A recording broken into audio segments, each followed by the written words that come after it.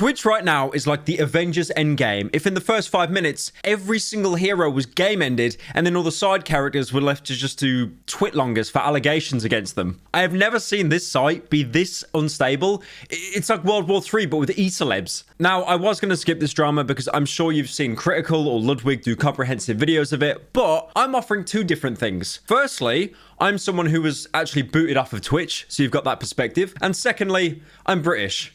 So take it out what you will. Now, last video I was talking about Slicker. I called him Silker the whole video on accident. I didn't mean to do that. But he was a Twitch streamer who was essentially scamming his friends and his fans by taking loans, saying he'd pay them back to fuel his gambling addiction. But he basically never paid anyone back, racking up hundreds of thousands of dollars of debt. Now, a quick update on him. He has had his partner and affiliate status revoked. So essentially, after all he's been through, he's now on the same playing field as me, because that's exactly what Twitch did to me. So essentially, Slicker and myself can make no money on Twitch unless we get direct donations. I know I did a whole video talking about me being soft banned off of Twitch, but, you know, pretty much the group consensus is it is all but confirmed. Someone at Twitch just hated me. But again, Twitch, if you get denied partner, you are allowed to reapply. That is in your clause. I actually just think someone at Twitch hates him.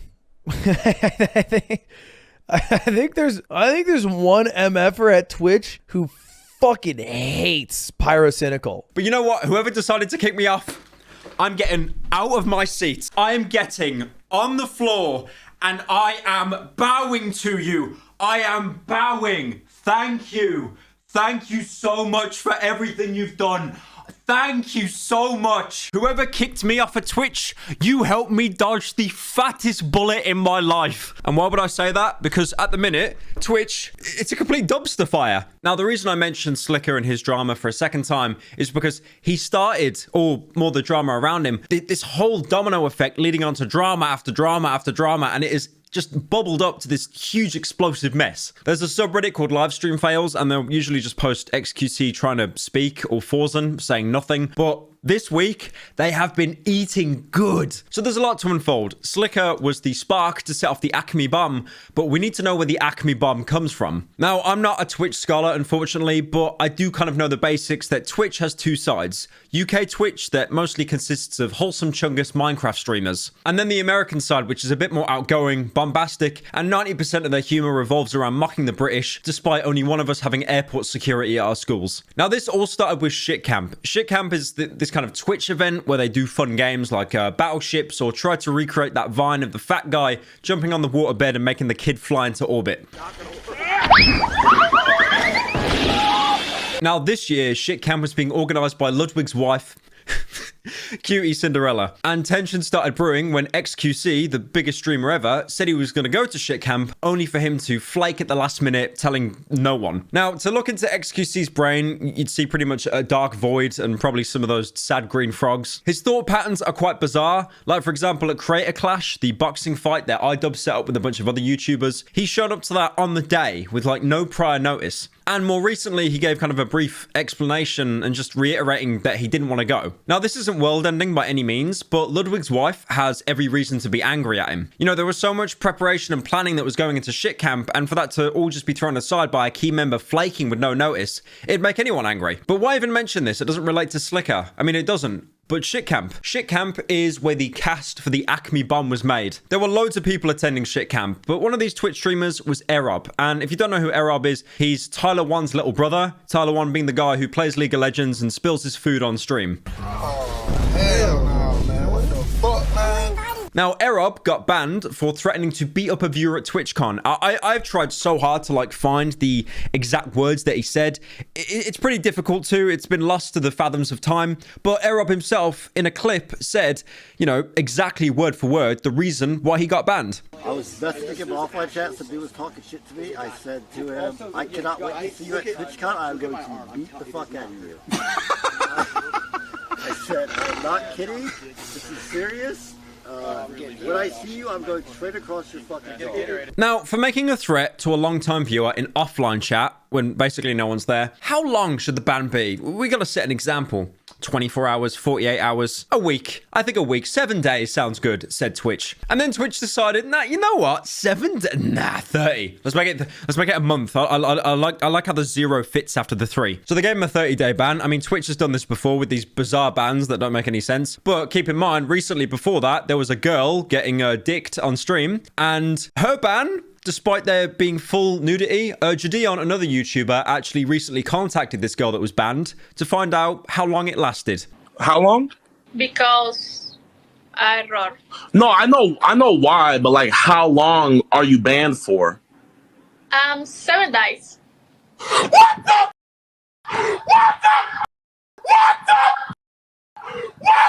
So, unironically, no meme, Erob could have been getting dicked on stream and he would have got a softer ban than threatening to beat up a long-time viewer in offline Twitch chat. So this is strike one for Twitch, because this was a decision that like no one in the community agreed with. And Twitch can be divisive, but no one thought Erob's ban was justified. Keep in mind, strike one, we will get back to this later, it's very important. And then there was another event which was unrelated to Shitcamp, but instead XQC, who broke up with his longtime girlfriend, Adept. And this was the definition of do not go gently into that good night, because essentially a lot of the discussion that they had between each other, arguing, was live streamed from a Discord call onto Twitch to well over 100,000 Zoomers. And this led to other things like Ludwig's wife calling out XQC for essentially holding his ex hostage for content. These two had a little bit of beef on Twitter, but it kind of just fizzled out and they both ended up deleting their tweets. And that was pretty much the biggest event on Twitch until Slicker, and we've now come full circle. I explained last video what happened with Slicker, but essentially he scammed all of his fans, his friends, out of hundreds of thousands of dollars, never had an intention to pay them back. He had a crippling gambling addiction, but obviously this isn't a justification or an excuse for it. But what happened because of Slicker's actions, Twitch streamers started to get together and think Slicker is just a symptom of the bigger problem, and Twitch is basically facilitating gambling, because Twitch doesn't just allow gambling, they endorse it. They have their own categories like slots and poker and roulette. So all the streamers got together and said, you know, we need to do something about gambling. XQC was the first to step up, saying that he'd go 50-50 with another Twitch streamer, Trainwrecks, saying that he would put half the money towards paying back everyone that Slicker scammed. But then eventually it was decided that instead of Trainwrecks, it'd be Ludwig and XQC that would give 50-50 back to the community. But like I said, a lot of Twitch streamers weren't happy about gambling, and a lot of them just wanted it straight up pulled. Now this is the problem. It's a very big issue, because what you're doing indirectly, you are hurting the biggest gambling Twitch streamers in the worst place possible. And let this be known, if you ever want to damage someone, like, you know, irreparably or emotionally, you don't do it by calling them out. You attack their wallet. If you attack their wallet, you will send them into a frenzied flight or fight mode. And this is exactly what happened to Trainwrecks, because Trainwrecks essentially just sits on stream playing slots 24/7. And without gambling, he would essentially have no revenue stream coming from there. There were a couple people leading this kind of anti-gambling charge, like, for example, Asmongold, Ludwig, and most importantly, Miskiff. Now, Miskiff got some flack from Ice Poseidon. I'm surprised I'm mentioning that guy's name in this video. He implied he was going to take Miskiff out and then leaked a bunch of DMs of Miskiff just saying, like, racist, edgy shit from 2018. Something that every Discord boys group chat would be in fear of being leaked. You know, the group chats that everyone's profile picture is either Saul Goodman, Patrick Bateman, or Ryan Gosling. Now, I wasn't even going to mention this bit with the DMs, but I just, this was a certified Twitter moment. So my friend Nopify replied to Ice Poseidon saying, you streamer MF said built different. To which someone replied saying, bro, I think we forgot he did the obese furry roleplay. Most intelligent Twitter user there, by the way, fires all of his shots to completely miss me by about 5 continents. Then some more news came out about Trainwrecks, that he essentially had employees at Twitch on payroll. You know, like there was a guy sat in his chat and he sent him 50,000 in crypto. And this was a verified guy that did work at Twitch. Getting that third win. Joe, I got you on your 50 stolen trip. Pepega Fish, are you kidding me, bro? Realm, is that you on 2 staff accounts, bro? Pepega Fish comes in, I give him 15K, leaves.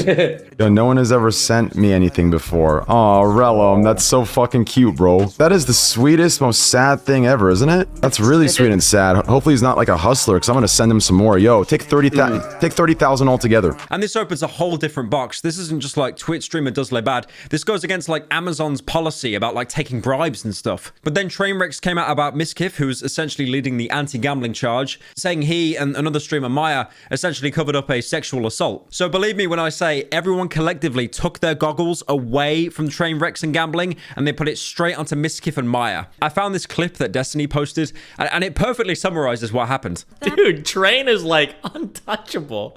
Every time somebody tries to hit him on some gamba shit, he's like got the mafia fucking backlog of information.